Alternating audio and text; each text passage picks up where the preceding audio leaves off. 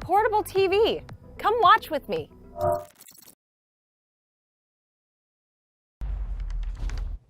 Now, in his last days with the Trump administration, Secretary of State Mike Pompeo has made allegations against Iran that many say are baseless.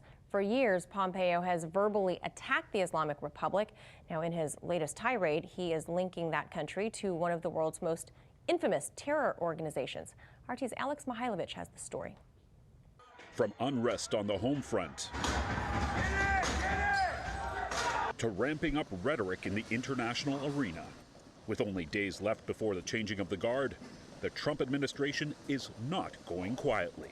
In a last-minute attempt to further cripple relations with Iran, Secretary of State Mike Pompeo has made this scathing accusation. You now have the world's largest state sponsor of terrorism, the Islamic Republic of Iran, as the home base for Al-Qaeda. They are partners in terrorism, partners in hate.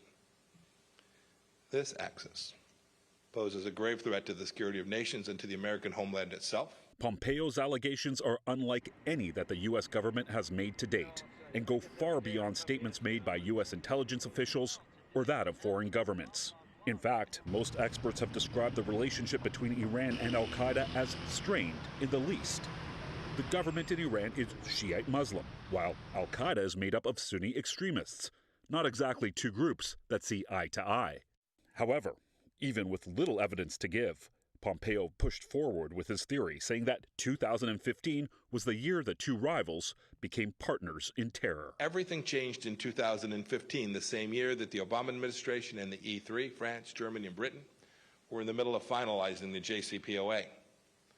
A sea change was happening within the Iran-Al-Qaeda axis. Many view the accusations as baseless, including Iran's foreign minister.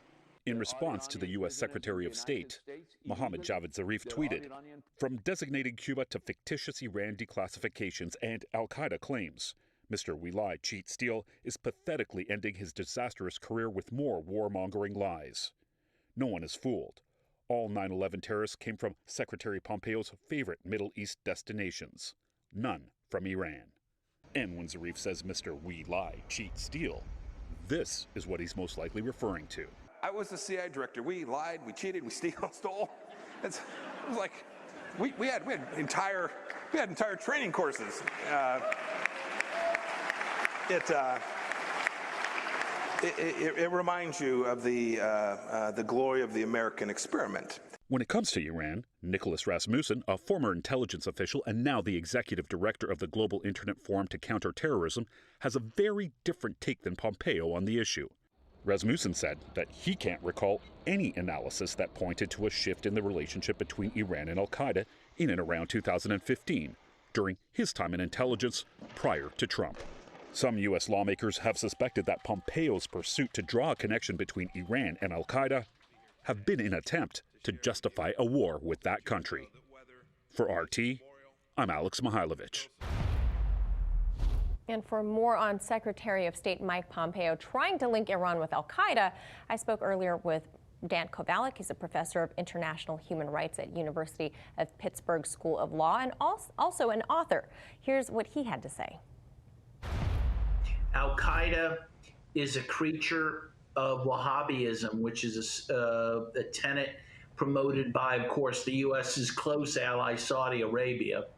Iran, which is a Shiite country, is against Wahhabism and is against Al-Qaeda. And in fact, after 9/11, Iran offered and gave the U.S. significant help in the war on terror against Al-Qaeda, arrested some key Al-Qaeda leaders, and George Bush at one time acknowledged their help.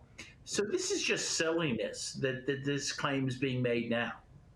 Yeah, I mean, I think a lot of people that have followed any bit of history would know that historically Al-Qaeda is a Sunni group, as you mentioned, and Iran is a mostly Shia country, so this just doesn't square, I think, for a lot of people. But incoming POTUS, Joe Biden, has already laid out his intent to bring the U.S. back into the JCPOA. Do you think Pompeo's words are simply just to stifle the incoming administration's efforts to normalize relations with Iran? Well, yes, I think Trump and Pompeo are trying to paint Biden into a corner to try to prevent him from any type of rapprochement with Iran. And frankly, I hope that's the worst they're trying to do. I mean, the big fear is that they may try to start a war before Trump leaves office next week. But certainly they're trying to prevent Biden from restarting the nuclear deal, which would create some sort of, diplomatic peace between the two countries. Now, should Iran trust the U.S., though, after the U.S. unilaterally withdrew itself from this bloc accord? I mean, there are a number of other countries still involved, too. Should they trust the U.S.? Of course not. I mean, first of all, the truth must be said that even under Obama, who signed the nuclear deal, Obama never fully complied with the U.S.'s agreement to, lift sanctions on Iran, even though everyone admits that Iran fully complied with their deal, their part of the deal to stop enriching uranium at a certain level.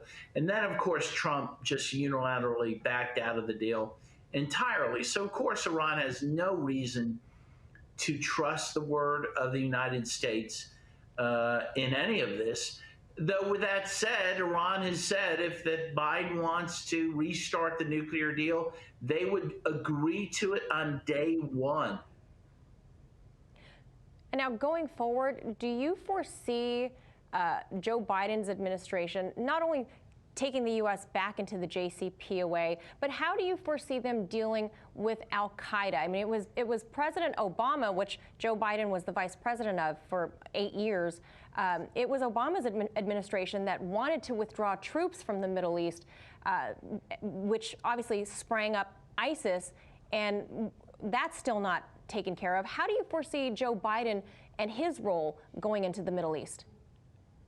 Well, it's very interesting. Also, we have to note that The Intercept just had an expose on the fact that Obama was funding out an al-Qaeda affiliate through the World Vision charity while he was in office. So the U.S. has been playing very fast and loose with the war on terror, oftentimes supporting groups like al-Qaeda and ISIS. And again, while Joe Biden was vice president. So I'm not so sure he's going to back off us. We'll have to see. But in the end, what I see is that Israel is ultimately dictating what the U.S. is doing in the Middle East. And Israel is happy to work with groups like ISIS and Daesh and al-Qaeda so long as they attack Syria and Iran. And I think Biden will probably go along with that. I have a feeling you might be right. Dan Kovala, good to see you. Thank you so much. Thanks, Manila. Always a pleasure.